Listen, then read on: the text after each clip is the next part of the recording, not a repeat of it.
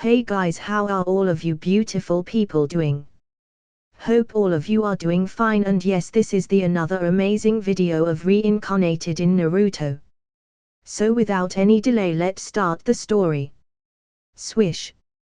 The moment Sensei said start, the three of us jumped into a triangle entrapment formation with Sensei in the middle.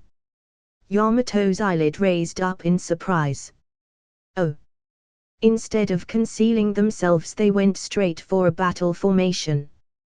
The first step when on a mission is usually being able to conceal yourself. Either they forgot or they are overly confident. Yamato was surprised once more by our next action. Haku held 3 senbon needles in his left hand and 3 in his right and threw them in a large arc towards Sensei. I performed a similar feat, throwing 6 shuriken in a wide arc towards Sensei. Yamato exclaimed in surprise. This will cut off my escape route. Leaves me with only 3 options. Jump in the air to dodge, leaving me vulnerable, hide underground, or run straight ahead towards Kimimaro. Yamato then looked straight on and dashed quickly towards Kimimaro. To his surprise, Kimimaro also chose this moment to dash towards him. He's planning to fight me in close quarters, Yamato thought. While Yamato and Kimimaro dashed towards each other, the senbon needles and shuriken collided into one another. Haku threw out 2 more senbon needles while I threw out 2 more shuriken. Kimimaro punched with his right fist only for Yamato to block it with his left hand. Yamato threw a right hook while Kimimaro ducked and pushed out with a palm strike to Yamato's groin area. Yamato jumped back while Kimimaro gave chase.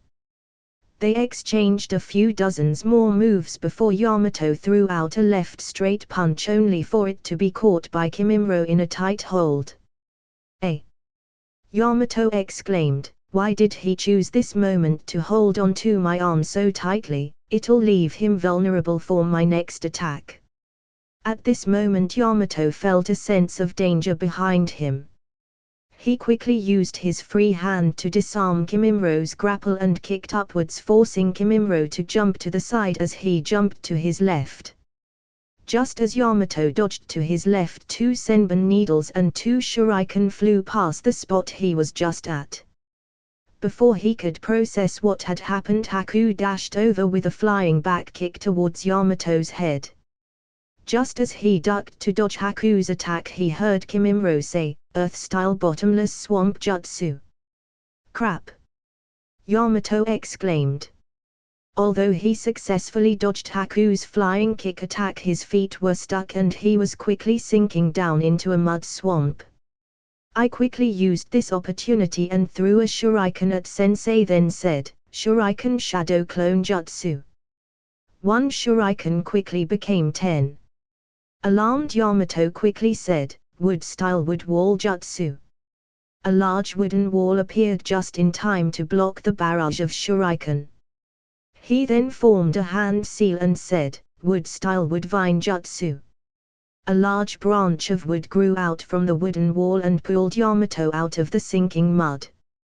Haku finally landed at this moment from his earlier sneak attack and took a senbon needle out, throwing it towards Yamato, which hit him in the neck, but a second later it turned into a log. Yamato stood hidden on a tree branch nearby with cold sweat dripping down his head as he stared at the spot he was just at. Luckily I used the substitution jutsu just in time. "Damn you, Kakashi-senpai, what the heck have you gotten me into? These 3 kids are better than I thought." The moment Sensei disappeared, I sensed his location in a treetop nearby. I took out a shuriken and threw it in that direction as I shouted to Haku and Kimimaro, "Over there." "Hey! He found me!" Yamato exclaimed mentally.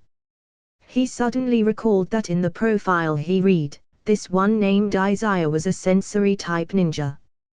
He quickly took out his own kunai and jumped out of the tree, expertly deflecting the shuriken. At this moment Haku also threw out a senbon needle at Yamato, who responded by throwing out his kunai in his hand to block it. Let's see what else you guys got," Yamato said. He formed a few hand signs and said, "Wood-style wood cage lock jutsu." The moment I sensed Sensei gathering chakra, I jumped as quickly as I could off to my right side. Soon after, a wooden cage appeared where I was standing, only to capture nothing. Haku had also noticed something amiss and with his speed and agility, quickly jumped up in the air and did a backflip out of the wooden cage's grasp. However, Kimimaro remained ensnared by the cage. At this moment I dashed towards Yamato-sensei with 2 kunai in my hands and engaged in close quarter combat with him. Haku took this opportunity to reach Kimimaro's cage and weaved a few hand signs before saying, "Wind-style severing blade jutsu." Wind blades appeared on Haku's hand as he made a slicing motion, cutting out a hole for Kimimaro to escape.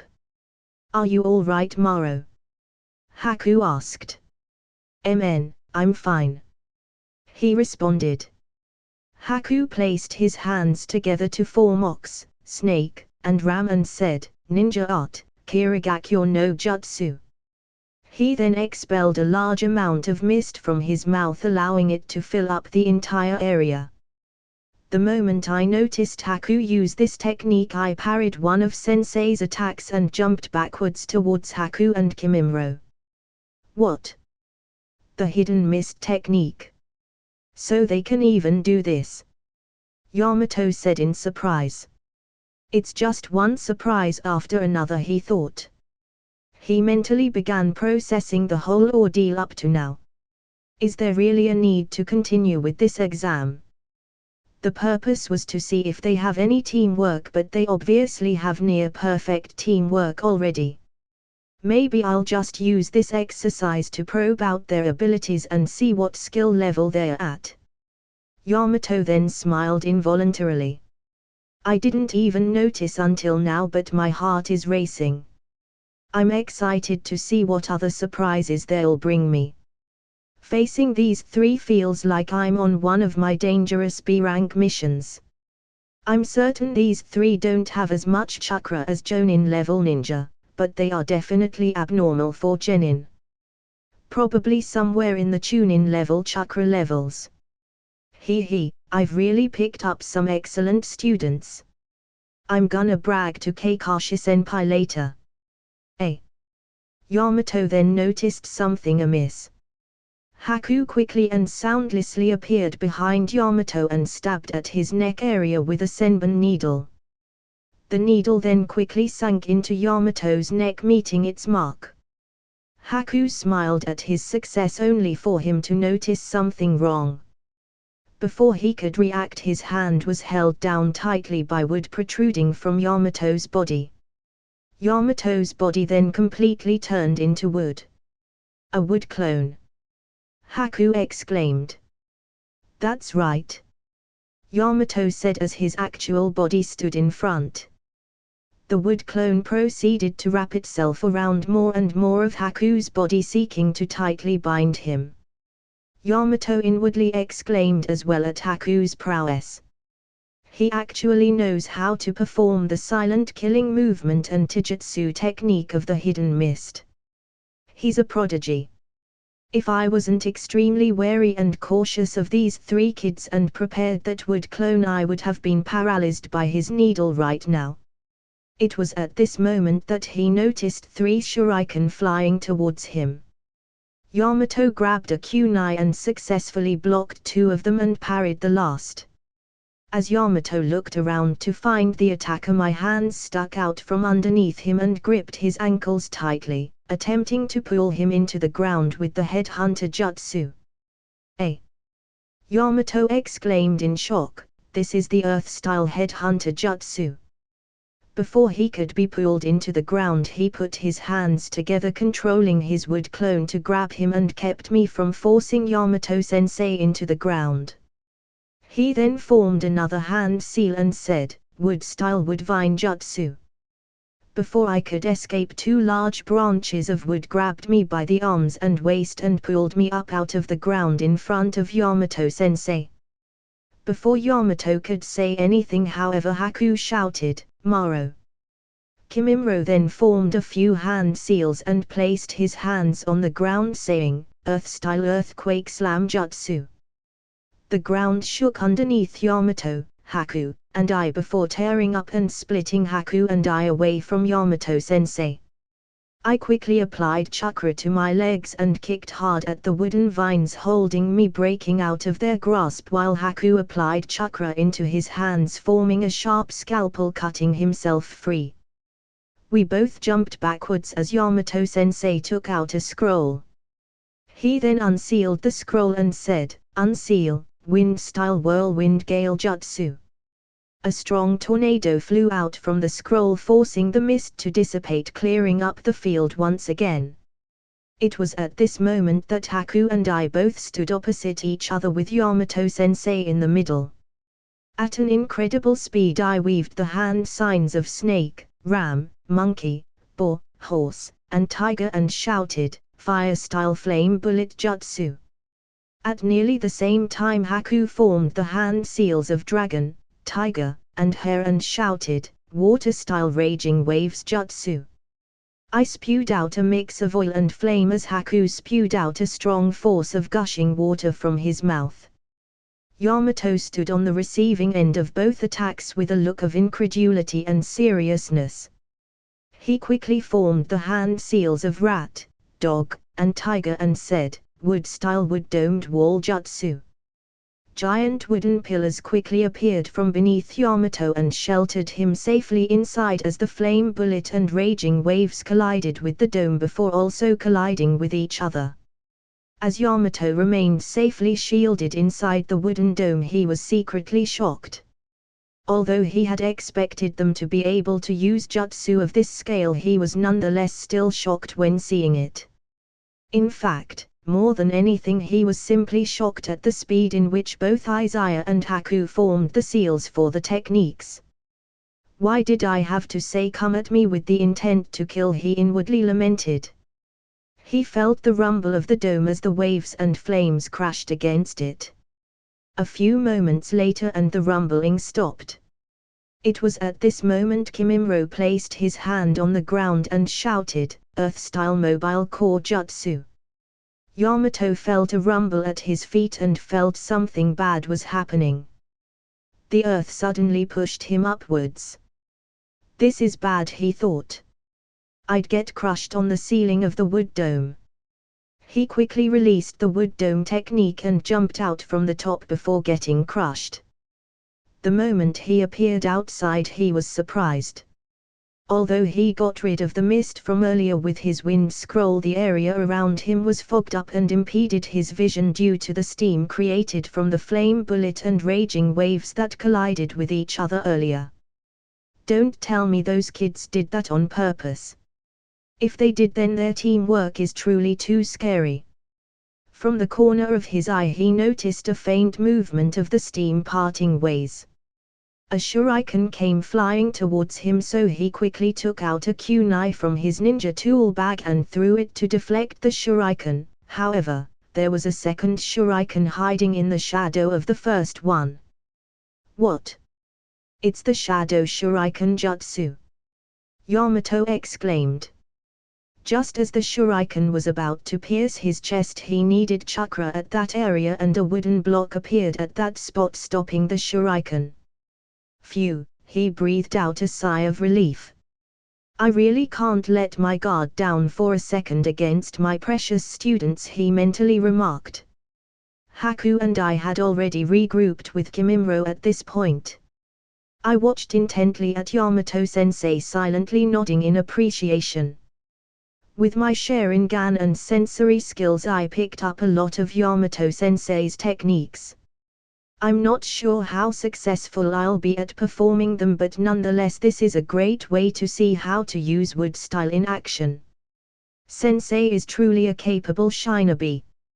He's successfully blocked, deflected, or parried every one of our techniques despite our teamwork and carefully planned attacks. Haku said. "Amen." Kimimaro nodded. "Not only that, but Sensei has only used his techniques to defend and hasn't really made a move to attack us. If he did, we wouldn't have had such an easy time coordinating our techniques. In fact, it's possible that one of us would have been defeated already. I nodded at both Haku and Kimimaro. Both of your analyses are correct. Yamato-sensei is truly formidable. I reckon he's one of the best Chunin in the Leaf Village. The fact that he can use the long-lost wood style is already a testament to his prowess. Even if the three of us go all out, we still may end up losing. Although we've improved a lot over the years, we still don't have as much chakra as Sensei, plus, he hasn't truly engaged us in battle. I'm sure by now that Sensei has a sense of our teamwork and abilities, so let's make one last attempt and go for the bells. There's only one way we can be successful, and that means we're going to have to show some of our true skills. Okay, big brother, it sounds like you have a plan. What do you need us to do? Haku inquired. I took out a regular kunai with a red string on it. I'm going to mark this kunai with my Flying Thunder God seal. Kimimaro, you engage Yamato-sensei in a one-on-one taijutsu fight and lure him as close as you can towards the river. Haku, you get to the river and use the water dragon jutsu. Do you have enough chakra for it still? Haku nodded and said, I do. It's a powerful B-rank ninjutsu technique and will drain about a third of my chakra, but I still have enough chakra to use it. Good. Then when Yamato-sensei gets near the river, activate your jutsu and force him to where you see this kunai. I'll then use the Flying Thunder God jutsu to quickly and secretly appear by Sensei's side and steal the bells, and then we'll destroy them. Haku and Kimimaro nodded. Good, let's move out. I said. Although it seemed like they took a while to converse, this all happened while Yamato was attacked by the Shadow Shuriken, and by the time he had landed on the ground the steam from earlier finally dissipated. He then turned to see the three of us standing next to each other when Kimimaro suddenly dashed out towards him. Hey! Did they have a strategy meeting just now? He thought. He quickly engaged Kimimaro in hand-to-hand combat, only to be inwardly surprised. Was this kid holding back earlier? All of a sudden his movements have become more fluid and he's applying the power of his attacks at just the right time, giving his strikes more impact. Right as he blocked a kick to his forehead, he noticed Haku by the river and became even more shocked at what Haku was doing than the prowess Kimimaro showed in taijutsu. Haku stood atop the water and with his left hand with incredible speed he formed the hand seals of ox, monkey, rabbit, rat, boar, bird, ox, horse, bird, rat, tiger, dog, tiger, snake, ox, ram, snake, boar, ram, rat, dragon, and monkey. At the same time with his right hand he formed the hand seals of bird, dragon, bird, ox, horse, ram, tiger, snake, rat, monkey, rabbit, boar, dragon, ram, rat, ox, monkey, bird, dragon, rat, boar, and at the last hand seal he placed his hands together to form the seal of bird and shouted, Water-style water dragon jutsu.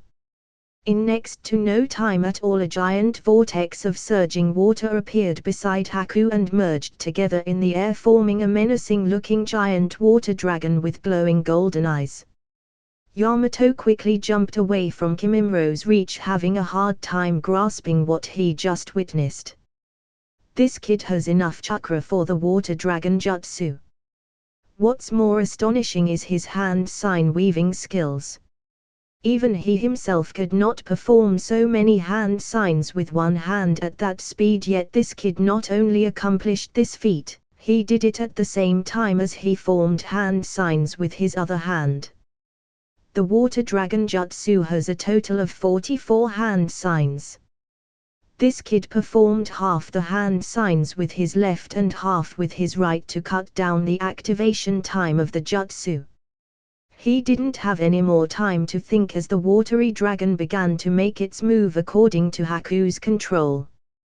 The kunai with the red string on it was off to the side near the forest's edge, so he controlled the water dragon to maneuver in a way that forced Yamato-sensei to retreat backwards towards that side. Just as Yamato was getting near the kunai, Haku used the water dragon to crash down towards him. Yamato quickly weaved some hand signs and said, "Wood-style grand pillars impaling jutsu." Before the water dragon could reach him, he destroyed the technique by creating multiple thick and giant wooden stakes from the ground and sent them piercing into the body of the water dragon. Although it would be nice if Sensei was a bit closer, this is as good as we're going to get, I thought to myself. I then activated the Flying Thunder God Jutsu while Sensei was still distracted by the destroyed water dragon. I quickly appeared at the spot of the red-stringed kunai behind Sensei. Yamato noticed something amiss and looked around for Izaya, only to discover him missing. I took this opportunity and dashed forward with kunai in hand as I cut the strings holding the bells in place by Sensei's waist. "Crap!" Yamato exclaimed in surprise. Before I could grab the bells, I cut free. A small wooden hand protruded out from Sensei's waist and reclaimed the bells. Surprised by the unexpected development, I forced chakra into my feet and kicked with as much force as possible. The kick instantly broke the wooden hand that held the bells and flung them up into the air. Before anyone else could react, Haku formed a hand seal and said, "Wind-style severing blade jutsu." Then with a slicing motion he shot forth a powerful cutting wind blast and destroyed the bells in the air, turning them into broken ornaments. "Ah!" Yamato wanted to say something but ended up holding it in. Haku then stumbled and was about to fall into the water when Kimimaro quickly jumped over to grab him. Huff, huff, huff, Haku continued to pant heavily in Kimimaro's arms. "Are you all right, Haku?" Kimimaro asked, concerned. He nodded his head and said with a heavy breath, "Amen. I just spent a bit too much chakra Maro. Using the severing blade jutsu after the water dragon jutsu took more chakra than anticipated, but I'll be fine after a little rest." Kimimaro nodded his head and placed Haku on his back before saying, "You can go ahead and rest, Haku. I'll look after you." "Amen." He nodded. I walked over to Haku and Kimimaro and placed my hands on both of their shoulders. "You both did great. Haku, I apologize you had to use the severing blade jutsu. I was careless and didn't execute my part well enough." He shook his head and said, "No, big brother, it's not your fault. Sensei was just too skillful. And I only used up a little more chakra, it's no big deal." Yamato just silently stared at our banter for a bit before letting out a long and drawn-out sigh. And then he started laughing.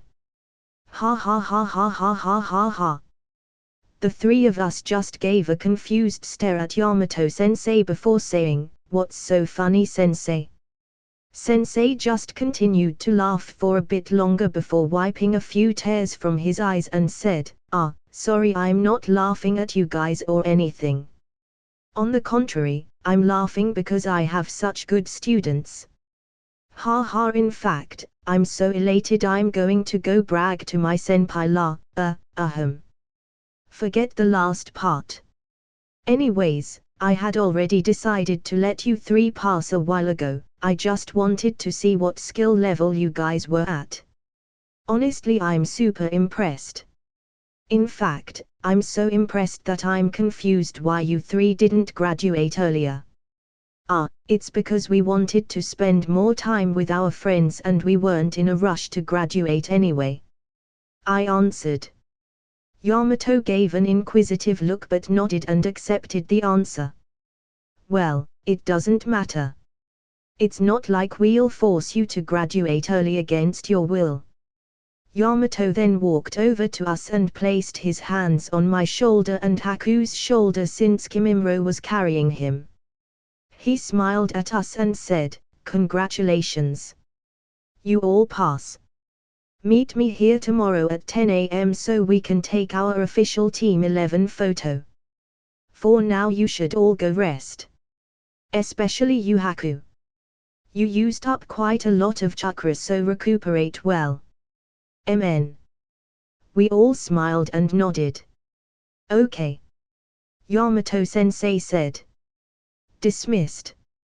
The next day my alarm clock woke me up at 5 a.m. as per usual. I got up and did some stretches. Put on some loose exercise clothes and headed out for some light exercise.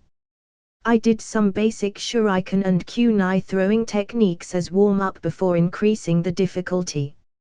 After throwing practice was taijutsu practice. I went through some basic movements before slowly increasing the difficulty again. During the past 4 years I had placed a few of my Flying Thunder God markings in some pretty inconspicuous spots and discovered an area where Rock Lee would perform his taijutsu training. Although Jiraiya calls spying on the ladies as research, I do actual research. In fact, most of the advanced techniques Haku, Kimimro, and I learnt are thanks to my 4 years of spying on others and then recording them down. It was pretty easy thanks to my Flying Thunder God Jutsu, my Sharingan, and my innate sensor type ability.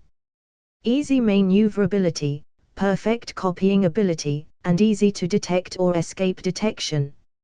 If I had these skills in my past life I wouldn't have been shot. After researching the taijutsu movements of not only Lee, but Neji and many others, I drafted my own unique taijutsu movements using the martial arts I learnt of my past life, which I called taijutsu Wushu style and Shaolin style, and taught them to Haku and Kimimro. While it is useful to Haku and I, taijutsu would be the best suited for Kimimro due to his physique and Keki-e Genkai. With Kimimro's Keki-e Genkai he could produce extremely dangerous bone protrusions while performing advanced taijutsu movements, and at the same time his bones are as hard as steel, therefore, the burden on his body isn't as great as a normal person's. I had hoped to record as much of the 8 inner gates taijutsu movements as I possibly could and transcribe them down for Kimimro to practice. Since the 8 inner gates puts a great strain on one's body, especially the bones, Kimimro's steel-like bones would be able to mitigate the stress on his body and allow him to be a truly unrivaled existence regarding taijutsu. Unfortunately I only ever had the chance to witness Lee perform the 8 inner gates twice in these past 4 years, and he only ever activated the first gate. Anyways, it's no wonder Yamato-sensei was surprised yesterday at Kimimro's display of taijutsu. After all, he practically studied all of Konoha's young martial arts geniuses' techniques, albeit not directly. Yamato-sensei would have been even more surprised if Kimimro had incorporated his Keki-e Genkai with his taijutsu. I hope we don't end up shocking Yamato-sensei to death. He was already super shocked yesterday at pretty much everything we did. In fact, even I was shocked to see Haku perform double single-hand weaving skills yesterday. He has truly been hiding some of his skills. Of course that's to be expected, after all, I'm not the only one working hard on improving myself.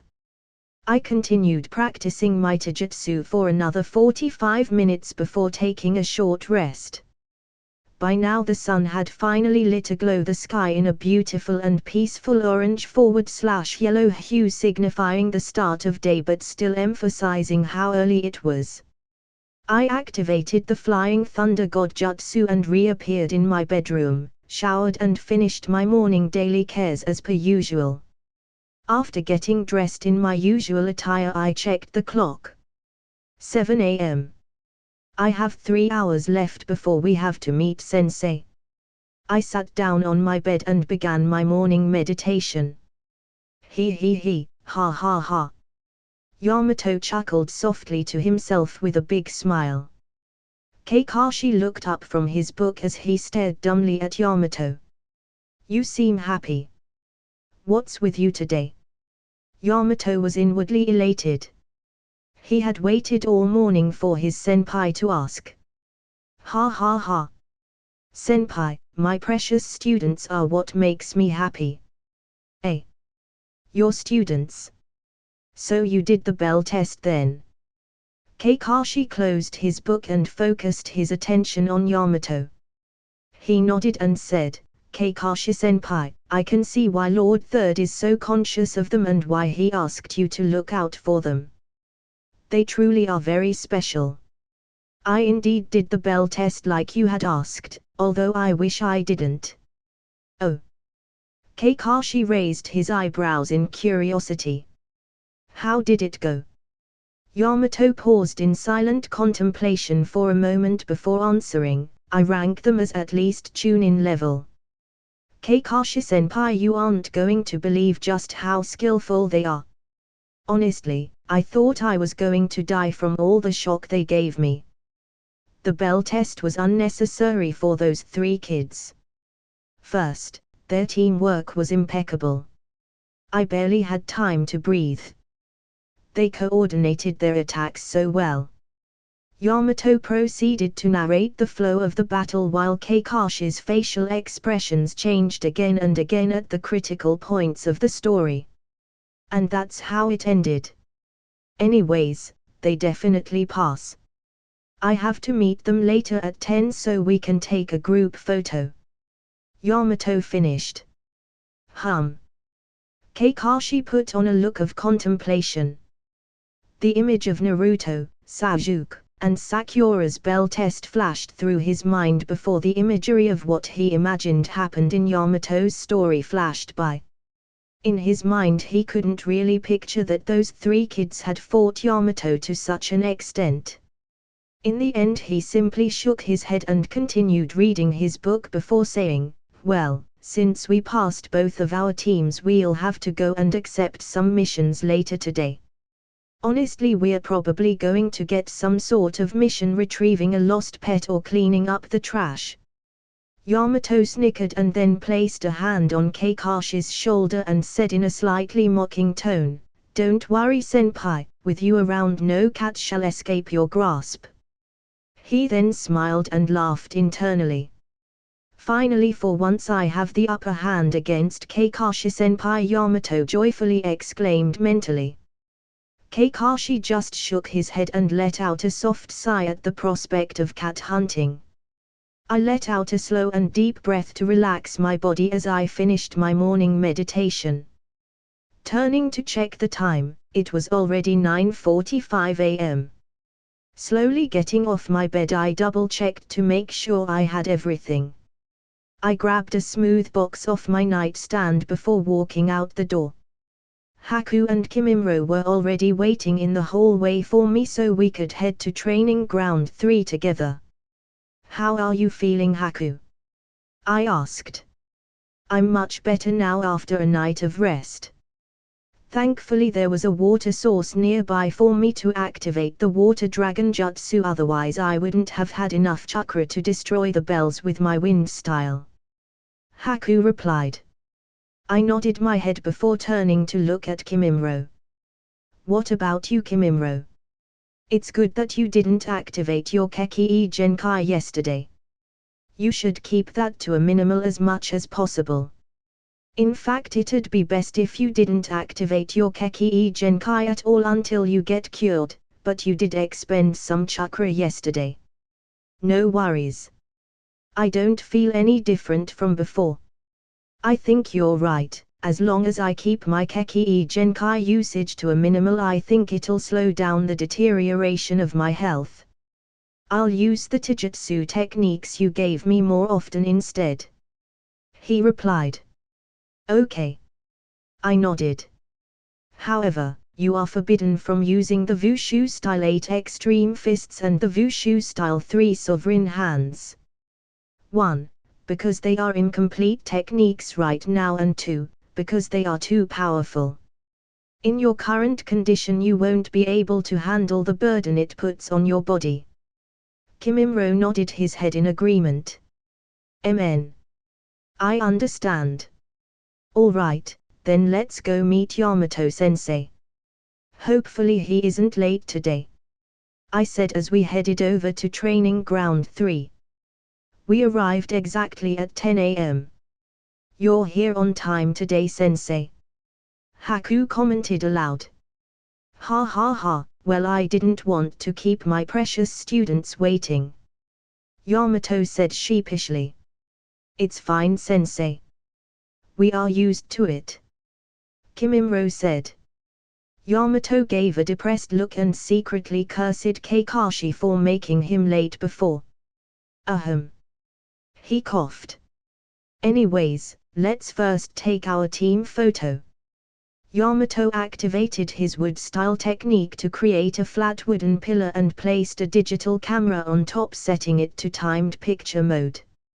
"All right, let's gather up over here, remember to smile," he said.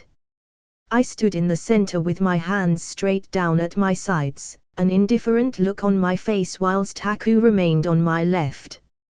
He tilted his head a bit, held his hands behind his back, and put on a warm, comforting smile. Kimimro stood to my right with his arms crossed and a straight face, whilst Yamato-sensei stood behind us with a beaming smile and placed his hands atop of both Kimimro's and Haku's head. Then, not a moment later, with a white flash and the sound of a click, the first official photo of Team 11 was taken. "What now, Yamato-sensei?" Haku asked. We're going to the Hokage's office to receive our very first mission as a team," he replied. "Oh. I wonder what kind of mission it will be," Kimimro commented. "Well, since you guys just became genin, it will be either a D rank or a C rank mission. However, I have already related to Lord Third of your remarkable skills, so we may end up receiving a high-grade C rank mission instead," Yamato said. "As long as it isn't chasing down a cat," I mumbled. We arrived at the Hokage's office soon after. As we walked in, Team 7 walked out. We exchanged glances with Team 7 and noticed the indifferent yet slightly helpless look in their eyes. They probably got a mission to catch a cat or something, I mentally noted.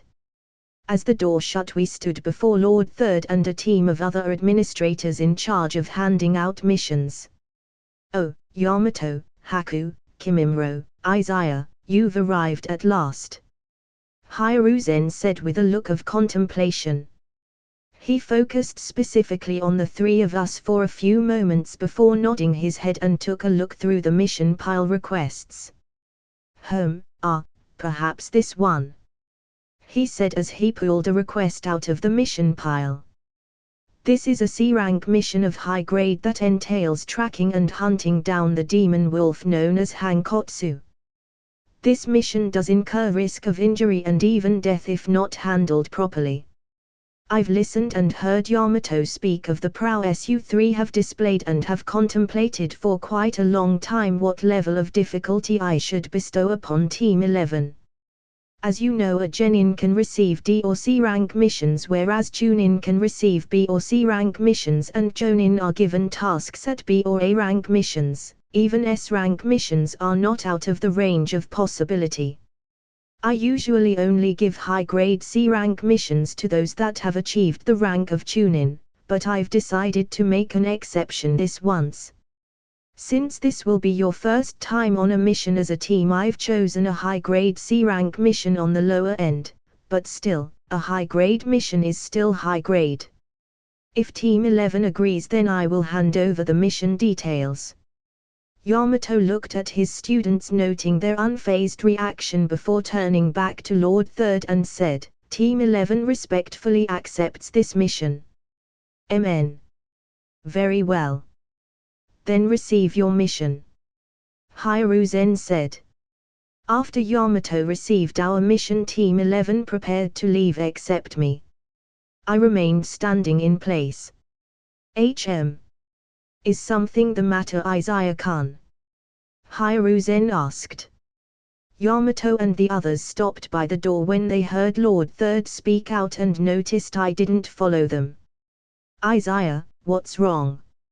Yamato asked. I shook my head and replied, it's nothing, Yamato-sensei. I then turned my attention to Lord Third and said, Lord Third, I wanted to show my gratitude to you for taking care of my brothers and I all these years and have prepared a gift.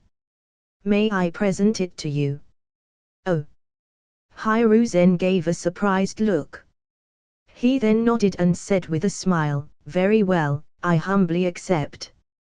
I walked over to Lord Third and respectfully presented him with the box that I grabbed from my room earlier this morning. After he took the box, I respectfully saluted him and said, then, I'll be off now, Lord Hokage. I then ran off to join my team. Yamato just gave a curious look before he led us off to our mission.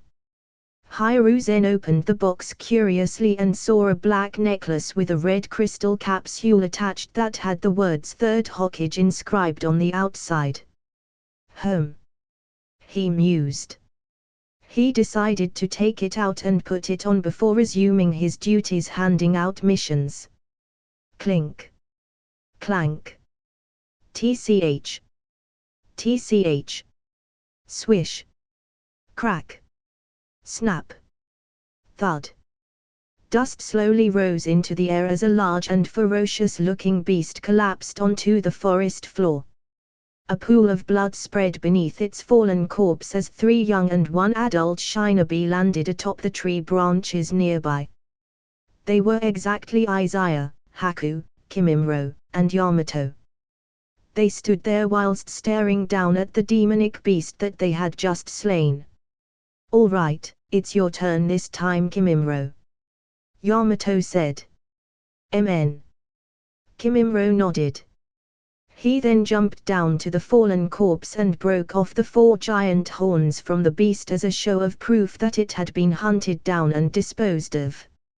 I put my arms up and stretched before turning to Yamato-sensei and said, so, are we going to set out for Konoha right after, or should we head back to the town and rest for a night first? I think it'll be okay to take a break for the rest of the evening.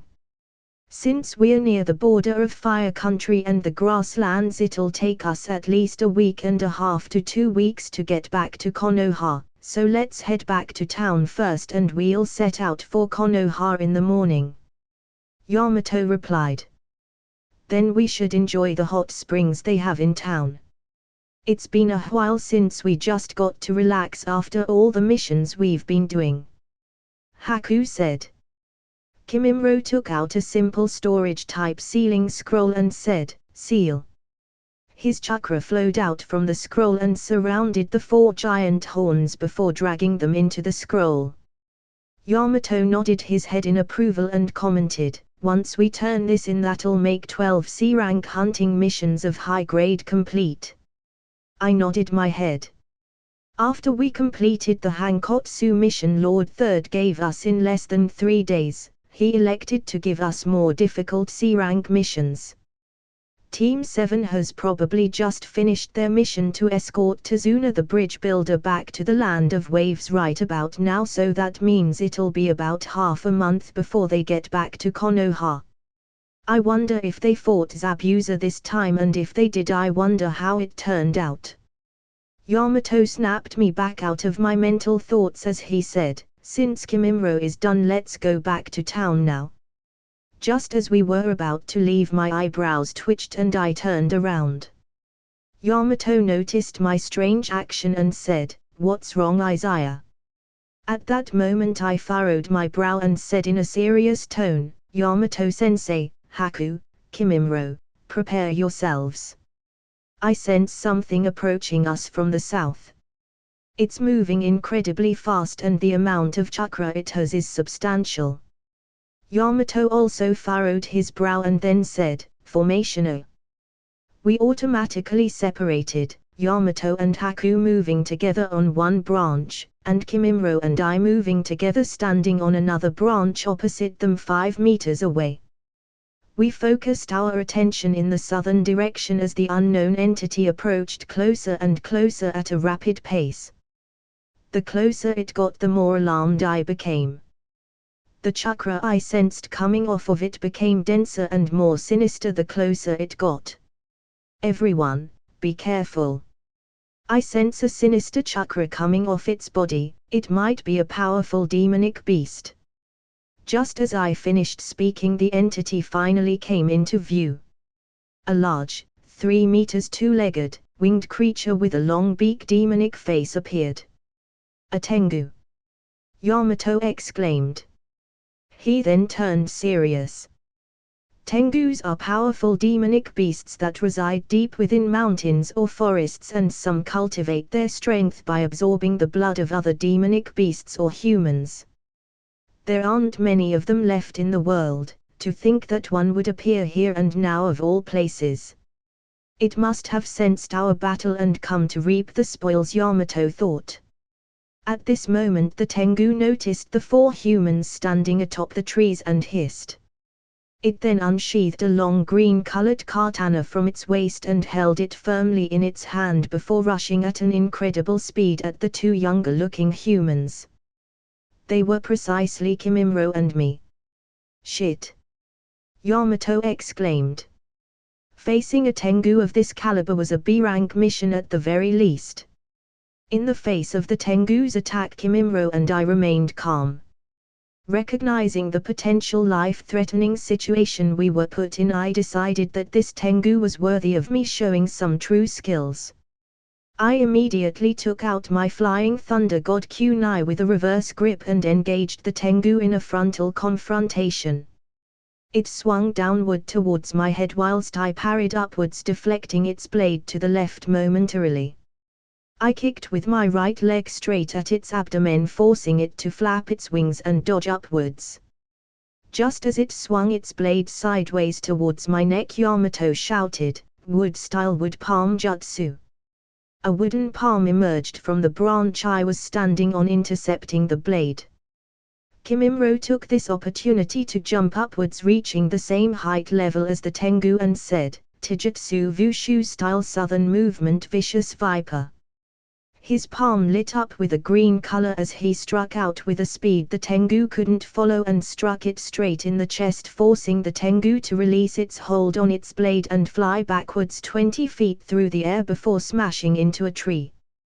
The Tengu let out a deafening screech and stood back up unfazed from the strike.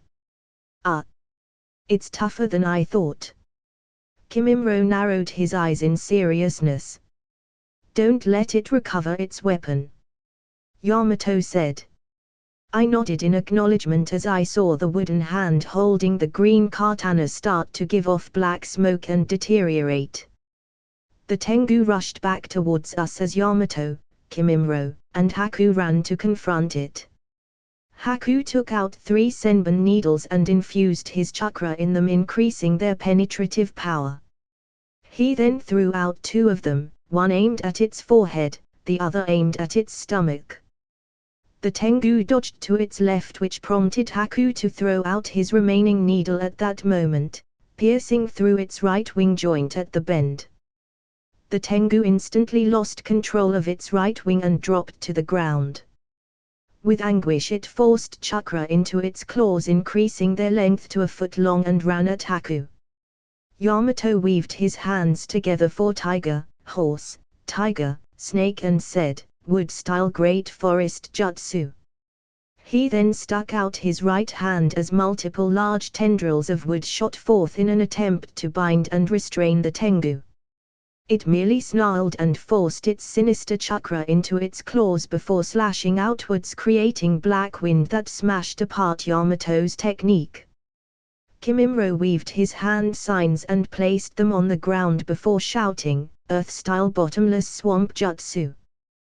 The Tengu noticed something amiss and jumped in the air before it could be trapped in the swamp. Haku quickly formed the sign of ram and tiger and said, "Water-style syrup trap jutsu." He then spewed out a large murky color water from his mouth towards the airborne Tengu. Before it could get trapped, it formed chakra in its right and left hands and thrust it forward, creating a powerful enough wind that forced back Haku's technique to fall towards them instead. Yamato quickly placed his hands together and said, "Wood-style wood wall jutsu." A giant wall quickly rose from the ground, blocking Haku's technique. The Tengu took this opportunity to use the wall and kicked off the top, heading back for its blade. Seeing the Tengu rushing back, I silently cursed. The blade had been infused with sinister chakra, making it impossible for me to touch. I took my unique kunai and threw it towards the Tengu and formed the hand signs of ox, dog, dragon, rat, dog, boar, snake, tiger, and said, "Kunai Shadow Clone Jutsu."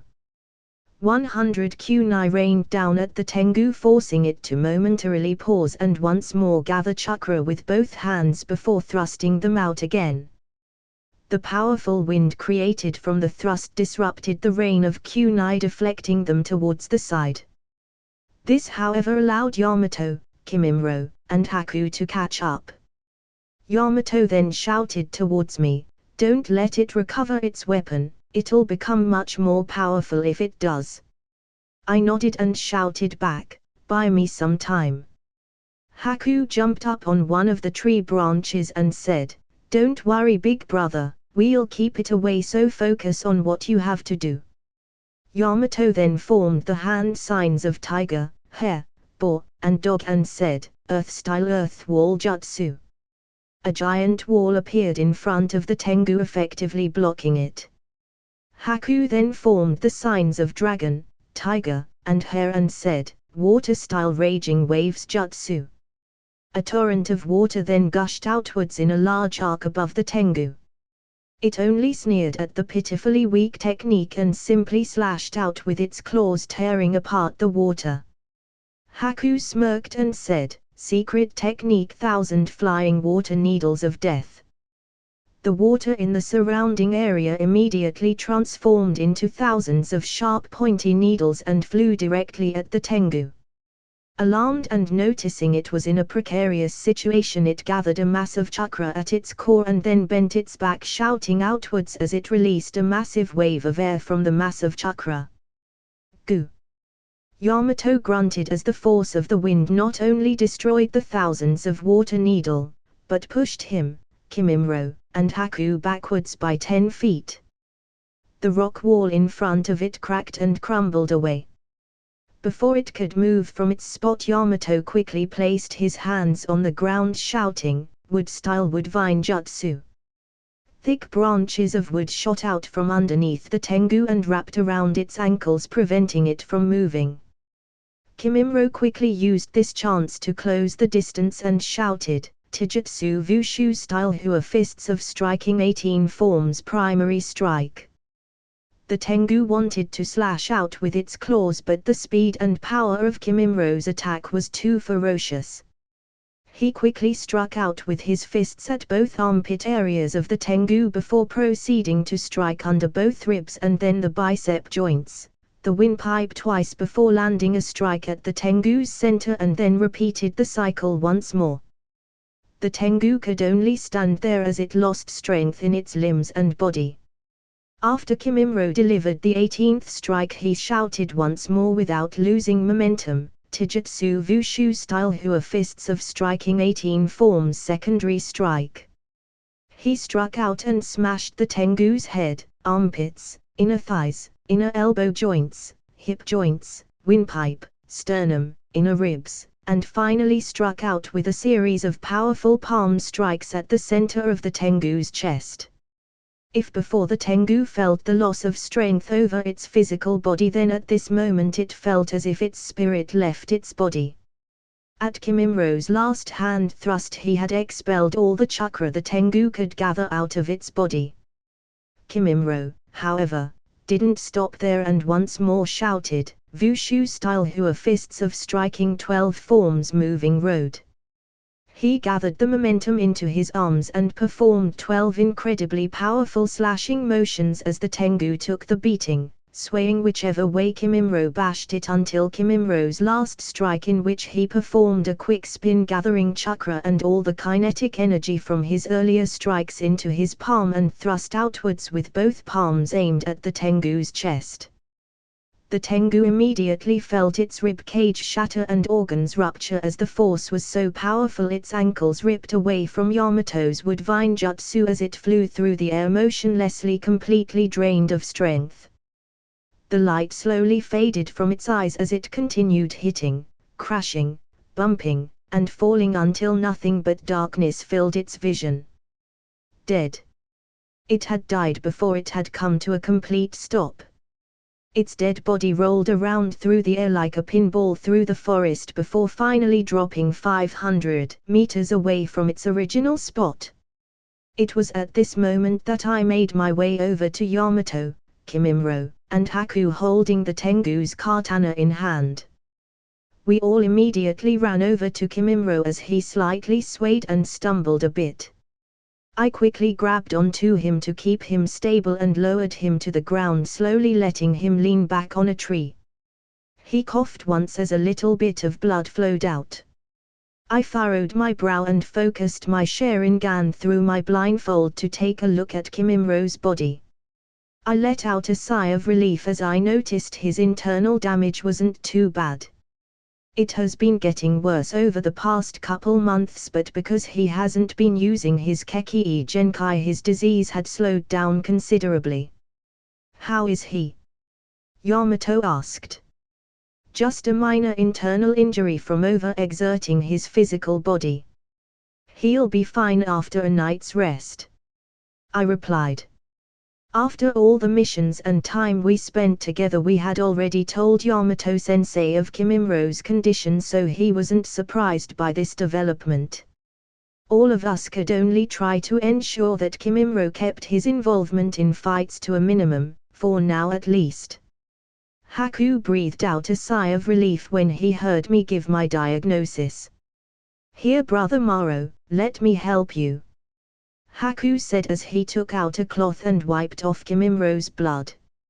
Yamato noticed the green katana in my hands as I deactivated the kunai shadow clone technique and picked up my original kunai. "Oh. Were you successful in sealing away its evil energy?" Yamato asked. I nodded and said, "Yes, sensei." I put my kunai away and pulled out a purple scroll, which I handed both the katana and scroll to Yamato. "Sensei, I sealed away the evil energy into this scroll. As for the katana, I'm not really sure what to do with it, so it's probably best that you hold on to it." "Amen." "All right. Good job, Izaya." "You too, Haku, Kimimro," Yamato praised. We walked over to where the Tengu's corpse was and found nothing left of it except for its long black beak. Yamato gave out a long sigh of relief and said, "Looks like Kimimro's attack indeed finished it off." Its body, filled with evil and resentful energy, corroded its physical form and caused it to crumble away. Initially I thought it was one of the old and ancient Tengus that was left in the world, but luckily this one wasn't one of them. Haku looked up at Yamato in curiosity and said, "Sensei, are the ancient Tengus very powerful?" Well, first off, there's really only 5 known ancient Tengu living in the world, and only 3 of them boast actual power. The other 2 are more of scholars. Anyways, they normally just stick to their abode and don't come out at all. Other than the 2 scholarly Tengus, the 3 powerful ones have a bounty on their heads, and anyone who kills them can claim a hefty reward. I'm willing to bet someone has put in a request to hunt down this rogue Tengu as well. I'll hold on to the katana for now as proof of its death and report back to Lord Third on this matter. Maybe we can claim a reward. Okay, you guys, let's head back to town. I want to make sure Kimimro gets some rest, and I want to soak in the hot springs," I said. "Amen. Me too," Haku replied. Yawn. Finally, we're back. I said as I followed Yamato-sensei and the others through Konoha's entrance. Oh. If it isn't Izaya, Kimimaro, and Haku.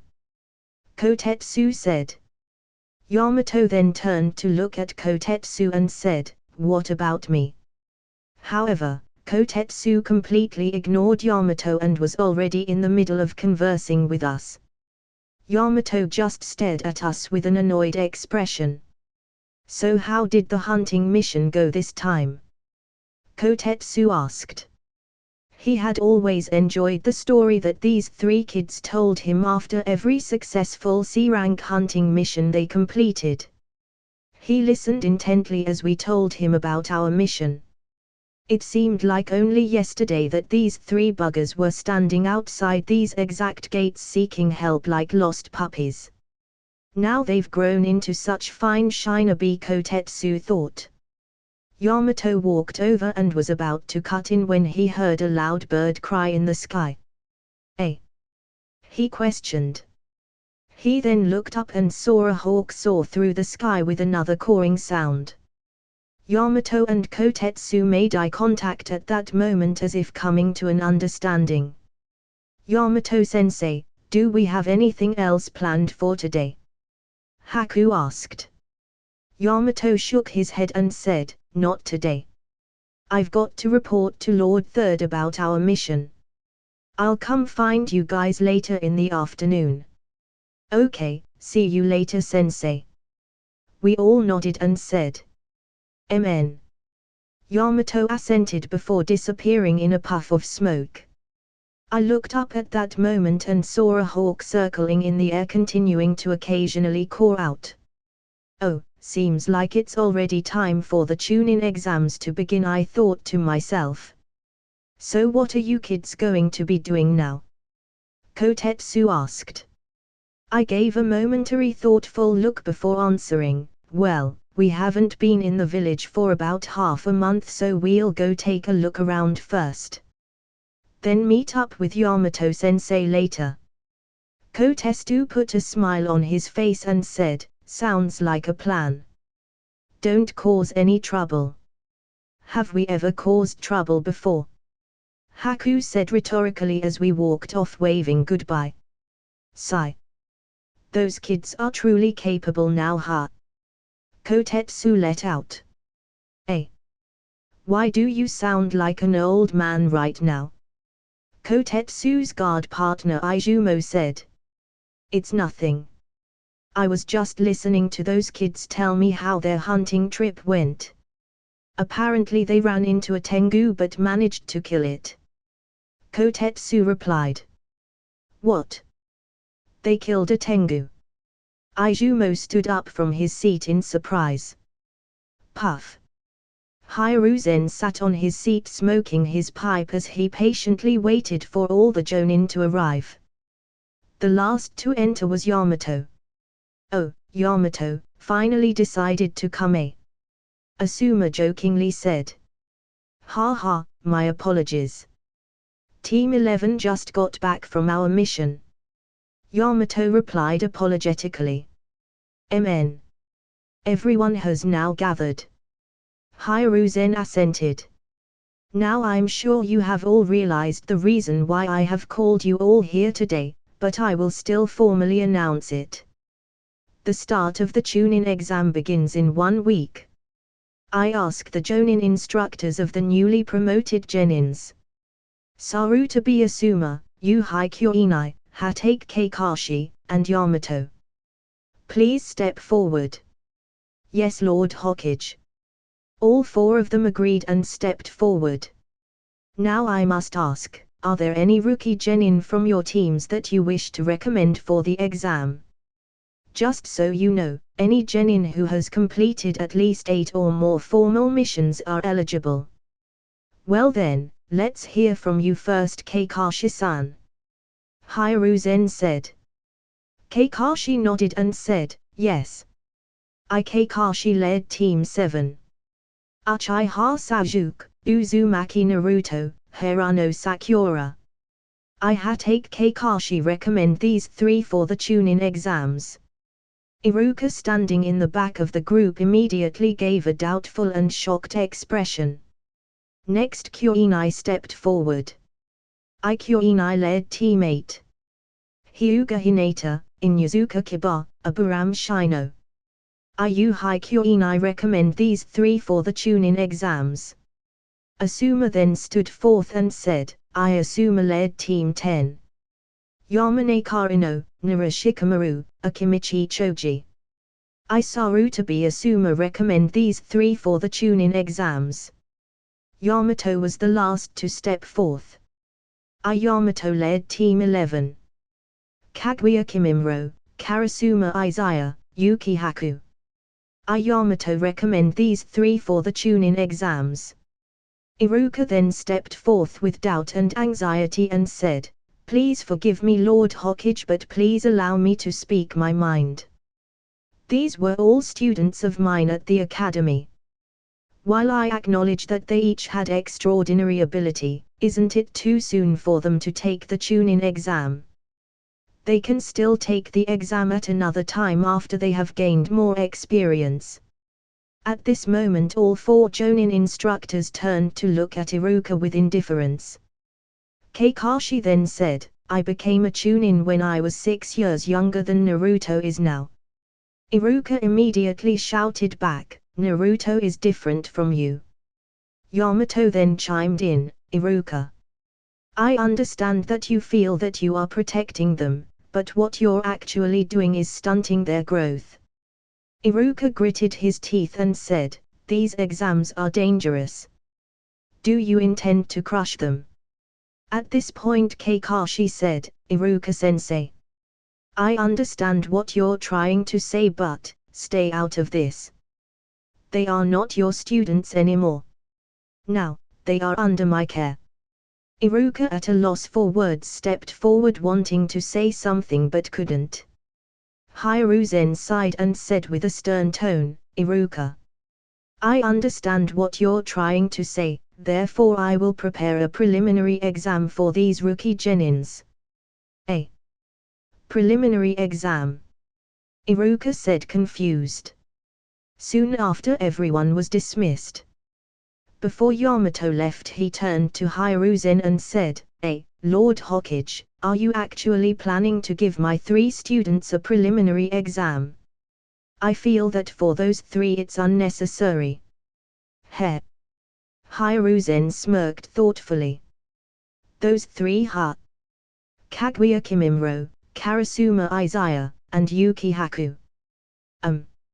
I will conduct a preliminary exam for them personally. Lord Hokage. You personally? Is that going to be all right? Yamato said with a face of disbelief. Ha ha ha ha. Well, you've been saying such great things about them and bragging all the time that you have piqued my curiosity. I would like to see a bit of their skills up close. Hiruzen remarked amiably. Yamato sighed internally. Maybe I shouldn't have said anything. This meat skewer is pretty good, would you like some marrow? Haku said as the 3 of us walked around town. Kimimaro shook his head, no, it's all right. I know that meat skewers are your favorite thing to eat. Mn. Haku nodded and continued eating. I simply smiled and shook my head. Kimimaro had a curious look on his face as he watched Haku eat and decided to ask, Haku. I was wondering, why do you like meat skewers so much? Haku stopped walking at that moment, forcing Kimimaro and myself to stop as well. Haku then stared at the meat skewer in his hand with a look of reminiscence before answering. You remember what I told you before, right, Maro? About how Big Brother saved me? Kimimaro nodded his head. Well, I guess I glossed over the details, but that day, when Big Brother found me, I was cold, tired, and starved. I fought wild dogs for any scraps of food I could get my hands on. Big Brother saved me from 2 wild dogs trying to steal my scrap of food, but Big Brother wouldn't let me eat the spoiled food on the ground. Instead, he gave me his fresh meat skewer and took me in. To me, there's nothing that tastes better in the whole world because whenever I hold a meat skewer, I feel like it's Big Brother holding out his hand to me and saying that everything is going to be okay. Kimimro was startled at the story and gave me a meaningful look. I simply turned my head embarrassed and put my hand on Haku's shoulder to reassure him. Haku looked up at me and smiled before continuing to eat his meat skewer and said, "Anyways, that's why meat skewers are my favorite thing to eat." Amen. Kimimro nodded and then said, "Now I feel like eating some too." Before we could walk any further, a puff of smoke appeared in front of us. "Hey, Yamato-sensei," I said rhetorically. "Yo," he replied. "Is it time for us to meet already, sensei?" Kimimro asked. Well, I'm technically just stopping by to drop off some news. I know this is sudden, but I recommended you three to take part in the Chunin exam," Yamato said. "Oh. That should be interesting. When is it?" Haku inquired. "It'll begin a week from today.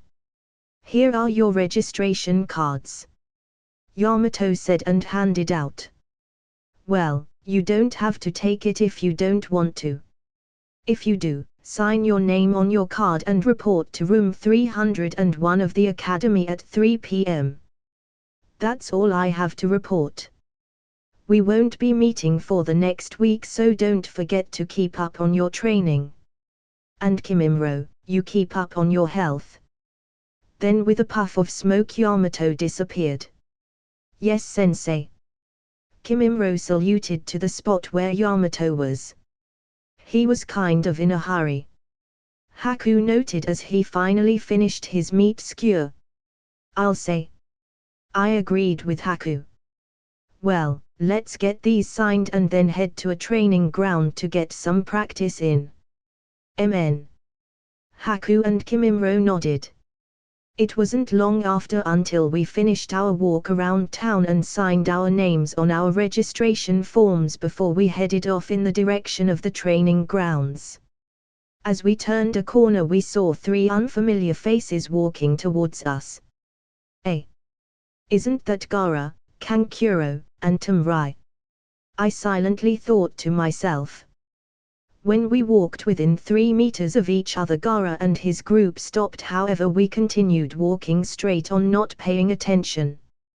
"TSK." Kankuro sneered at us when he noticed we didn't bother to stop walking. "Hey, they're pretty handsome," Tamrai thought to herself. "Oi! You three are Leaf Genin," Kankuro said mockingly. The three of us paused 1 meter away and turned to look at Kankuro. "Oh. So you aren't blind?" I said. Haku let out a small laugh at my joke since I said that when I was the one with the blindfold on. "TCH, this bastard," Kankuro thought to himself. Gaara simply stared at us with curiosity, but he soon met Kimimro's gaze and became surprised. For some reason he felt like he was one in the same with these three Leaf Genin. Almost like they might understand his pain. Kankuro was about to make a snarky remark, but Gaara stepped forward and stopped him. He then looked at us and said, "I am Gaara. Gaara of the desert. May I know your names?" I looked Gaara in the eyes before speaking. "My name is Karasuma Izaya. I am Kaguya Kimimro. My name is Yuki Haku." We all formally introduced ourselves. Gaara nodded and then walked off with Kankuro and Tamrai following behind him. They both had a surprised expression on their faces, shocked that Gaara stopped to introduce himself first. The three of us simply turned away and continued walking to the training grounds. As we continued our trek, Kimimro commented aloud, "Gaara of the desert. He has the same eyes." Haku nodded and said solemnly, "The shroud of darkness still looms deep in his eyes." I suddenly felt that the atmosphere around us turned depressing, so I let out a deep sigh and said, "You don't have to worry. In the end, it'll all work out somehow. Worry about yourselves for now. Especially you, Kimimro." "Amen." They both nodded. We spent the next few days training until finally the day of the exam rolled around. "What should we do today, big brother?" Haku asked. Let's do some light exercise and training before heading off to the academy." "Okay." Haku and Kimimro nodded. The second we reached the training ground sparring area, I stopped. "Hey. What's wrong, big brother? Why'd you stop so suddenly?" Haku asked. Instead of answering Haku directly, I turned towards the forest nearby and bowed respectfully, saying, "Greetings, Lord Third." "Eh?" both Haku and Kimimro exclaimed in surprise. They too turned towards the forest and bowed respectfully, even though they couldn't see or sense Lord Hokage. They trusted Izaya. "Ho ho ho, so you were able to detect my presence even from that far away. Impressive, impressive," an aged-old voice said. Hiruzen then walked out from the shadows of the forest and arrived before us. "Lord Third, are we perhaps intruding on your training?" I asked. "Ha ha ha, no, it's nothing like that. It's more like I am intruding on the three of yours training," he said. "Eh?" The three of us looked at each other confused. "What do you mean, Lord Hokage?" Haku asked. Hiruzen gave the three of them a meaningful look for a moment before saying, "I'm sure Yamato has already told you that he recommended you three for the Chunin exams. I don't doubt his judgment, and the fact that the three of you have already been carrying out high-grade C-rank missions meant for Chunin-level shinobi to take on. I don't doubt your abilities either. Your sensei has been bragging constantly about how great his three students are, so I decided that I wanted to see your skills personally." Lord Third, does that mean you will watch us practice today?" I asked. "Ha ha ha. Well, no.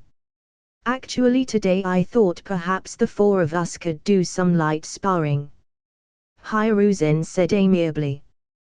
The three of us just stared at Lord Hokage dumbfounded for a moment before we all mentally cursed Yamato-sensei for his big mouth. Somewhere in the village, achoo. Achoo. Achoo. Sniff. Was someone cursing me just now? Yamato pondered. Lord Third walked a fair distance away from us before standing bemused with his hands behind his back. He then looked at us and said, "You may begin your attack when you are ready. We will end our sparring when this incense stick runs out." He then threw a long joss of incense out with expert skill, making it stick into a nearby tree. A little flame lit the stick, signaling the start of our battle. I focused on Lord Third as I gathered my thoughts quickly. I can sense Lord Third's chakra from here, and even though he's old now, he boasts an incredible amount of chakra. He can utilize all 5 elements and not just basic ones either. We don't have an elemental advantage, nor do we have chakra advantage, so we'll lose if we go with ninjutsu. Ninjutsu should only be used to support us in this fight. Our best bet is to rely on our stamina with our speed and agility. Haku, Kimimro, we'll use Taijutsu. Go with Formation D," I said seriously. "Amen." They nodded. Kimimro stood in front and in the middle as Haku and I flanked his sides. "Oh, Taijutsu ha! An excellent plan." They realized that I am old and plan to wear down my physical stamina, but perhaps they'll be surprised by this old man's skill, Hiruzen mused. However, he became serious a moment later. He was instantly surprised at our physical speed, which caught him off guard. I didn't expect them all to be so physically quick, he thought while preparing himself. In less than 3 seconds we had arrived before Lord Third with all of us in the same Taijutsu stance as we simultaneously shouted, Taijutsu Shaolin style 1 palm strikes 3. We all used the exact same movement like perfect mirror images of one person.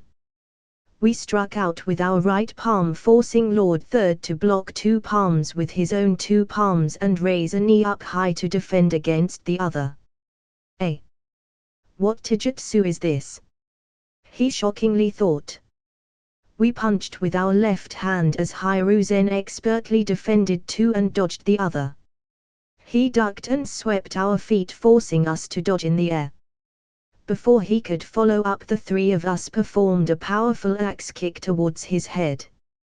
Even though they are perfectly in sync, Kimimro's strikes are more powerful, he mentally noted as he quickly dodged backwards while we gave chase and continued to perform a series of advanced taijutsu movement strikes.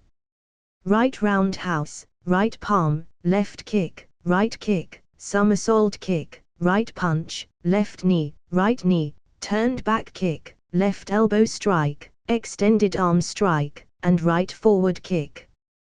Hiruzen was extremely shocked as he expertly dodged, parried, defended, sidestepped, countered, swept, blocked, and struck, meeting us strike for strike. The 3 of us were also extremely shocked. Even though Lord Third was old, he was after all the Hokage for a reason. Changing tactics, I shouted, Taijutsu Shaolin style 6 kicks of fury. At that instant the 3 of us stopped performing the exact same movement and instead performed a series of powerful kicks that covered each other's vulnerable points while forcing Lord Third into a passive state.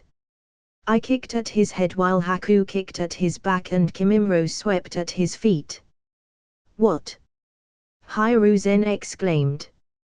He quickly jumped and evaded Kimimro's leg sweep while at the same time forced his body into a horizontal position in the air right at the gap between my kick and Haku's kick. He used the back of his forearm to block Haku's kick and his left forearm to block my kick. He then utilized the force of my kick to give him momentum and push backwards away from our encirclement. Right as he landed, he took out a shuriken. He threw it and formed the signs of ox, dog, dragon, rat, dog, boar, snake, and tiger. However, noticing his movement with my Sharingan, I also took out a shuriken at the same time and formed the exact same signs as Lord Third. At the same time we both shouted, Shuriken Shadow Clone Jutsu. In less than a second later, more than 20 shuriken collided, giving off orange sparks from metal striking metal. Sharingan ha! Impressive! Hiruzen said. He quickly formed the tiger hand sign and said, Earth-style Great Mud River Jutsu. A giant gushing river of mud rushed in our direction. Without time to activate any jutsu, we were forced to dodge out of the way. Haku jumped in the air while Kimimro and I jumped to the left. Hiruzen then started to form the signs of rat, tiger, dog, ox, hare, tiger, while at the same time Haku formed the signs of dragon, snake, bird, ox, hare, snake. Hiruzen shouted, Fire-style Phoenix Fire Jutsu. Haku also shouted, Water-style Turtle Water Jutsu. Dozens of small fireballs flew out from Hiruzen's mouth while dozens of small water balls flew out of Haku's. Every fireball collided with a water ball and cancelled each other out. Impressive! Hiruzen remarked. Before Lord Third could make his next move, I formed the hand signs of snake, ram, monkey, boar, horse, tiger and said, Fire-style Flame Bullet Jutsu. A fierce raging mix of fire and oil burst forth towards Lord Third. He quickly formed the signs of tiger, hare, boar, dog and said, Earth-style Earth Wall Jutsu. A large earthen wall effectively blocked the incoming attack when Kimimro said, Earth-style bottomless swamp jutsu. Alarmed Hiruzen quickly jumped up and back to dodge the murky mud swamp beneath him when Haku took out 2 chakra-infused senbon needles and threw them right at Lord Third. Hiruzen however formed the hand sign of confrontation, causing Mud Shuriken to fly out at great speeds from the mud river he created earlier, which effectively deflected the senbon needles while at the same time flew towards Haku. Without much time to act, he quickly formed the tiger hand sign and activated his Keki Genkai, saying, Ice-style crystal wall jutsu. Strong, cold, and icy crystals quickly emerged in front of Haku, successfully blocking the barrage of mud shuriken. Hiruzen finally landed on the ground at this moment and stared at fascination at Haku's Keki Genkai technique. "Ho, very impressive," he whispered aloud. At this point the incense stick burnt to ashes, so we all lowered our guard and walked over to Lord Third.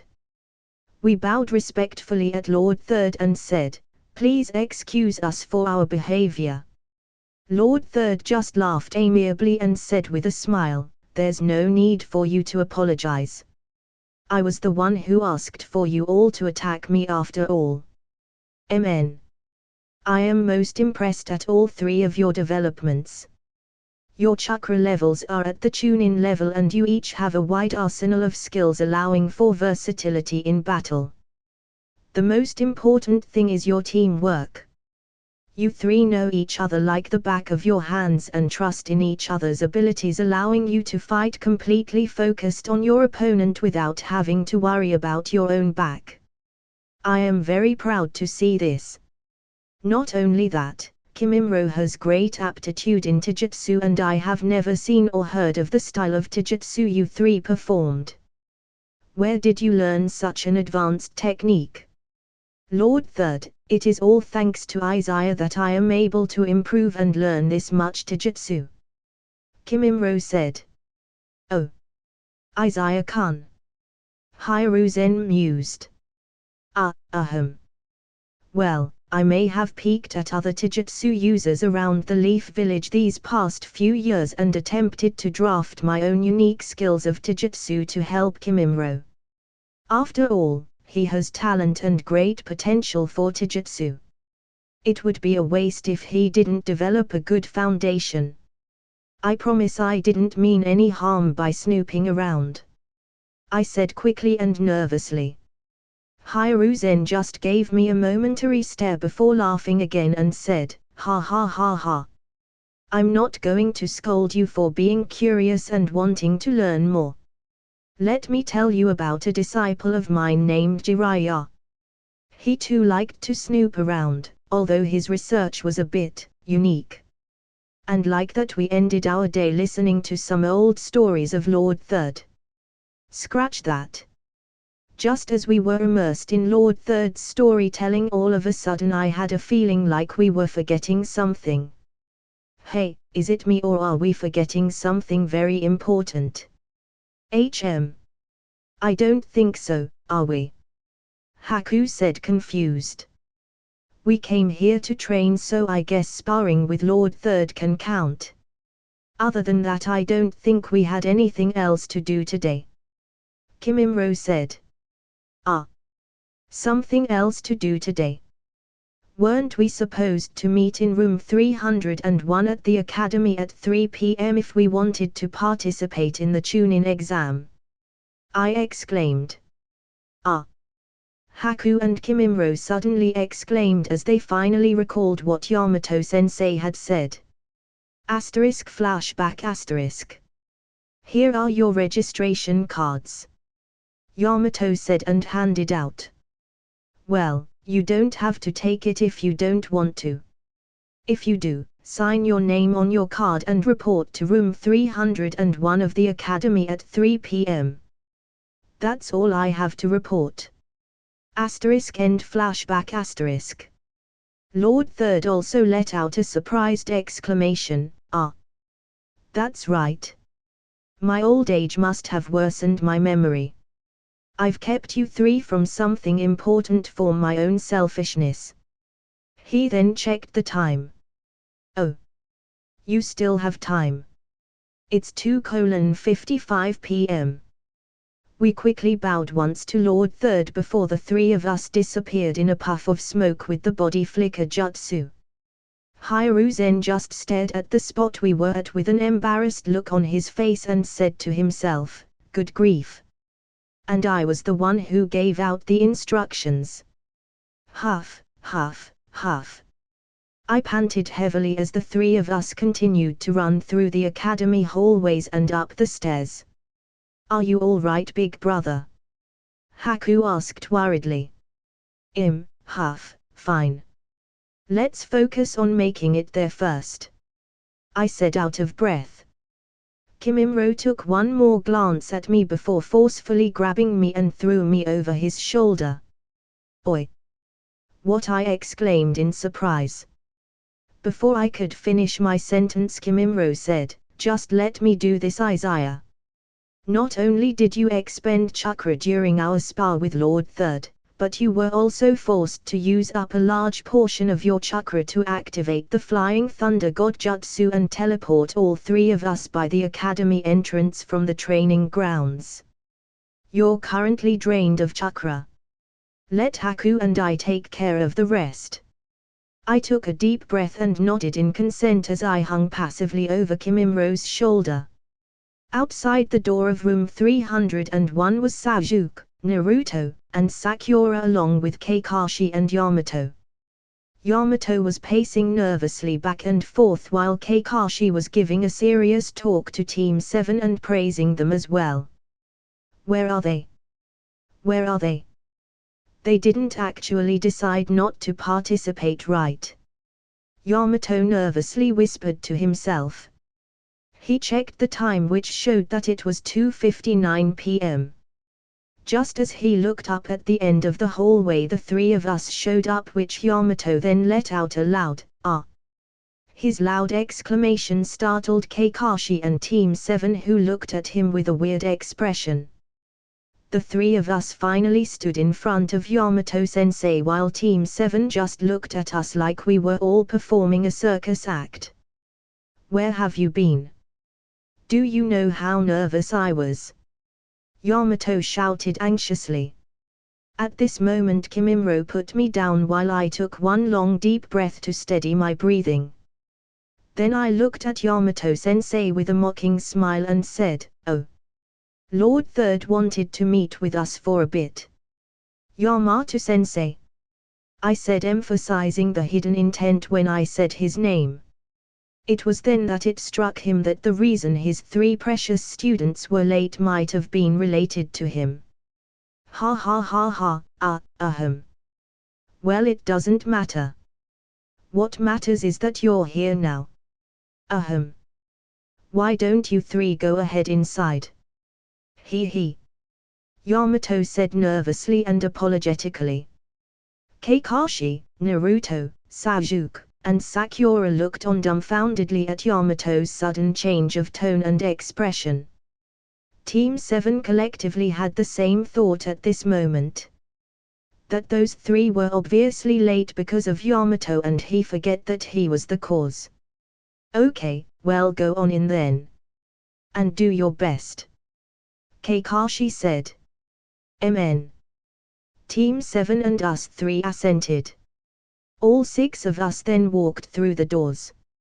After the door shut behind us, Kakashi just stared at Yamato and said, "What the heck did you do?" "Ha ha ha, nothing. It's my fault. Let's not mention it any further, Kakashi-senpai," Yamato said sheepishly as both he and Kakashi walked off. As the six of us stood at the front of the entrance, Ino immediately attacked Sasuke with a fanatic fangirl hug, annoying him greatly. Shikamaru and Choji walked over as well, starting up a conversation. As usual, Choji was eating some chips and Shikamaru was complaining about the whole ordeal. Eventually Kiba, Hinata, and Shino walked over to join us. Kiba made some snarky remark which prompted Sasuke to reply condescendingly. As they continued their banter, Kimimaro, Haku, and I stood there watching with an amused expression. It was at this moment I noticed someone walking over to our group, causing me to furrow my brow when I realized who it was. Yakushi Kabuto. I whispered, nearly inaudible to everyone else, except for Kimimaro and Haku, who heard me. Eh? Haku raised his eyebrows while Kimimaro turned to me with curiosity. Haku walked closer to me and whispered, "You know him, big brother?" "Ah," I said aloud, realizing my mistake. "Did I say that out loud?" I replied sheepishly. "Eh? So you don't know him then?" Haku replied, confused. How do I put this?" I said while thinking how to explain. "Oh, I know of an excuse. Haku and Kimimaro know that I was once an experiment of Orochimaru's, and Kabuto happens to be Orochimaru's right-hand man. I'll just use an excuse, like I heard Orochimaru say something or saw a younger picture of him once before." I then turned my attention back to Haku and Kimimaro and said in a soft voice, "He's related to my complicated upbringing. That's all I can say for now, since there's too many people here." Kimimaro and Haku were completely startled and immediately put their guard up inside. Kabuto finally stopped in front of our group and started giving us a lecture about being too loud and keeping the status quo in the room. As he talked with the others, he finally pulled out some ninja cards and read some info off of them. He then showed a card displaying how many ninja were participating in the exam and where they are from. He said, "Do you know why the Chunin exams are jointly held in the first place?" As no one answered, he proceeded to answer his own question. "First, it's because it's said to deepen the friendship among the other nations, and secondly, to boost the skill levels of shinobi. It's said." Sasuke commented. I then walked over, seeing how Kabuto was trying to act all friendly and worm his way into everyone else's good graces. Once I got close enough, I stopped and said, "It's said, because on the surface that is what the villages want others to believe. The hidden motives are to have the shinobi that are sent to the exams of other villages to examine and observe the current strength of that village." Kabuto looked up surprised. He took a careful look at me inquisitively and nodded his head, saying, "That's right. They do this to try and keep the level balance of each village about the same. This way they can better prepare themselves for the worse. A sort of checks and balance of power." "Heh. Of those cards, do any have detailed information on individuals?" Sasuke asked. Kabuto looked over to Sasuke and said, "There are. Anyone in particular you concerned with?" Sasuke had a serious expression and said, "There are." "I see. The information is not perfect this time around, but I do have the information I've collected burned on these cards. Including information on all of you. Just tell me who they are and I can pull up the information for you." Kabuto replied. I narrowed my eyes, wondering how much information he was able to collect on Kimimaro, Haku, and I. I'm certain he doesn't know that I was an experiment of Orochimaru's, since he wasn't with Orochimaru at the time of my creation. I've also never sensed his presence when we've trained or anything of the sorts like that, so all the information he has on us is by a third party and rumors. With how much Yamato-sensei has bragged about us, though, I'm sure he does have a general sense of our strength. It's a good thing the three of us have kept our true strength hidden, and that we've kept Kimimaro's sickness a secret known to only a few people who promised not to reveal that information." Sasuke proceeded to say, "Gaara of the Sand Village, and Rock Lee of the Hidden Leaf." "Okay," Kabuto said. He then swiped 2 cards from the deck and showed Lee's information. "He's a year older than you guys. Completed 20 D rank and 11 C rank missions. Team leader is Might Guy. He's extremely skilled in Taijutsu, but his other skills are not good at all." Kabuto proceeded to give information about Lee and then on Gaara. Gaara of the Hidden Sand. He completed 7 C rank and 1 B rank mission. Not much is known about him as he's from another village. However, he has returned from all of his missions unharmed. Kabuto said. He then gave a quick glance at Haku, Kimimaro, and I before turning his attention back to the others. Oh! I mentally thought. He glanced at us like he also knew of our missions. I guess he might know a bit about us then, I mused. While they talked some more and made a mention of the Hidden Sound being a small and new upstart village, I knew the same scene from my past life was going to happen. Kabuto will be attacked by the Sound Village Ninja and later during the Chunin exam sometime, he'll forfeit, and this was probably a ploy he played for Orochimaru, I thought. Lo and behold, the scene played out exactly as I had remembered. Kabuto dodged the punch from that Sound Village Ninja, so why did he vomit blood? Sasuke stared bewilderedly. Lee, did you see that attack just now? Neji asked. I did. There was no problem following his speed, but I don't know why he vomited blood. Some sort of trick, I guess. Lee replied. While everyone was bewildered, I stood there indifferently and faced the 3 Sound Ninja, commenting, "Nice arm you've got there. The design of your metallic arm allows your punch to take in the air when you strike and fuse it with your chakra, creating sound, disrupting the other person's senses." At that moment everyone let out a surprised reaction and discussed among themselves, while the ones who were shocked the most were the 3 from the Sound Village. They glared at me ferociously and said, "Oh! A blind genin from the leaf, eh?" Before anything else could happen, a puff of smoke appeared in the room with a loud shout, "Silence, you degenerates!" After the smoke cleared, a bunch ninja protectors and instructors appeared with Morino Ibuki at the head. "Sorry to keep you waiting. I'm the Chunin proctor for the first exam, Morino Ibuki," he said with a bemused expression. He then proceeded to reprimand the ninja from the Hidden Sound while they proceeded to apologize. Ibuki simply smirked and said, "I'll say this now. There will be no battles or fights without the permission of the proctors or examiners. And even if you get permission, any actions that lead to the death of your opponent will not be permitted. Any idiot who dares to screw with me will be immediately disqualified. Got it? Then let's begin the exam. Come, turn in your registration cards and take a number. Then sit at the seat corresponding to your number. Then we will hand out the paper test."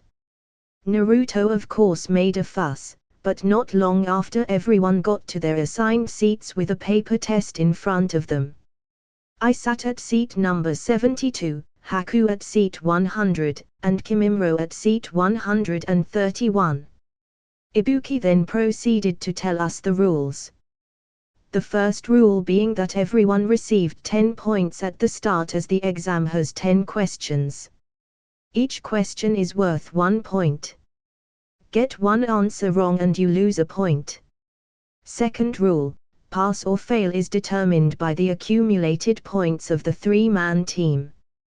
Third rule, those who are caught cheating will have 2 points deducted for each act. Therefore, it is possible to be dismissed even before the examination is over, and anyone who is caught awkwardly cheating will bring ruin to themselves. The last rule was that if anyone on your team gets 0 points, then that entire team will fail. Ibuki then said, "By the way, we'll give 45 minutes for the last problem after the start of the test. The test will be 1 hour long. Start." Heh. I smirked. I looked down at the test. I wonder if they all think it's weird that a blind person is able to fill out the test questions, I mentally thought to myself. Well, it doesn't matter, since in the end, after Naruto speaks up, no else fails. I'll just do what I want. It wasn't long after when the proctors started calling out numbers failing them. Number 23 fails. Number 46 fails. Number 30 fails. Number 121 fails. After about an hour into the test, Ibuki looked at everyone and said, "All right. It's about time for me to give you the final question. You have 45 minutes, but before I tell you the question I have some additional rules to add. First, you guys have to decide whether you'll take the 10th question. If you don't take the 10th question, your score will be 0, then you'll fail alongside your teammates. And finally, the last rule. If you take the 10th question and can't answer it correctly, you'll have to relinquish your rights to take the Chunin exams forever." Whilst many others in the room were panicking, I simply sat back and enjoyed the show. Some people elected to leave, but not long after Naruto of course made a fuss. "Don't give me that crap. Even if I'm stuck being a genin forever, I'll still become Hokage. I'll take that darn 10th exam question." Ibuki simply smirked after noticing no one else decided to leave and said, "Heh. Then for those of you who are still here, the first Chunin exam. You pass." As the people in the room were confused and excited, Ibuki continued to explain about the first exam. A few moments later, and just as I remembered in my past life, Mitarashi Anko flew in through the window to begin the second exam. "Oh. Ibuki, you left 27 teams still. Looks like the first exam was too easy," Anko said. "Well, it's just that there are quite a few excellent candidates this time," Ibuki remarked. "Heh. Oh well, I'll drop that number to less than half." She smirked. She then turned to the candidates. "Listen up. We'll be changing locations for the second examination. Get the information from your Jonin instructor and meet me tomorrow at that location." Dismissed.